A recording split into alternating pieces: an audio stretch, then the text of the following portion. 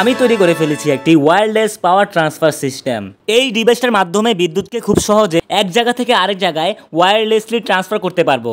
আসেন এটাকে এখন অন করে দেখি। এটা চালানোর জন্য ইউজ করতে হবে একটি 5 ভোল্ট পাওয়ার সাপ্লাই। এই ডিভাইসটা তৈরি করার জন্য আমাদের 3টা কম্পোনেন্টের প্রয়োজন: D718 একটি ট্রানজিস্টর, 1K রেজিস্টর আর কপার ওয়্যার। এই ডিভাইসটার মধ্যে 2টা কয়েল আছে, একটা হচ্ছে প্রাইমারি কয়েল, একটা হচ্ছে সেকেন্ডারি কয়েল। আমার হাতে দেখতে পাচ্ছেন এটা হচ্ছে সেকেন্ডারি কয়েল। যখন আমরা প্রাইমারি কয়েলের মধ্যে 5 ভোল্ট পাওয়ার সাপ্লাই দিব, তখন এই সেকেন্ডারি কয়েলের মধ্যে আমাদের ওয়্যারলেসলি লাইটটা জ্বলবে। যখনই আমি এর মধ্যে রাখতেছি আমাদের লাইটটা জ্বলতেছে। এর নিচের কয়েলটি হচ্ছে প্রাইমারি কয়েল আর উপরের কয়েলটি হচ্ছে সেকেন্ডারি কয়েল।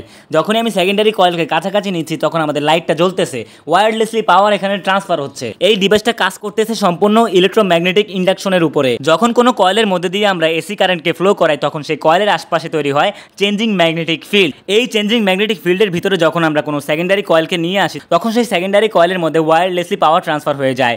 এই জায়গায় সেম সূত্র কাজ করতেছে। আপনারা যারা ইলেকট্রোম্যাগনেটিক ইন্ডাকশন সম্পর্কে জানতে চান তারা অবশ্যই কমেন্ট করে জানাবেন। আপনাদের জন্য একটি ফুল ভিডিও নিয়ে আসবো।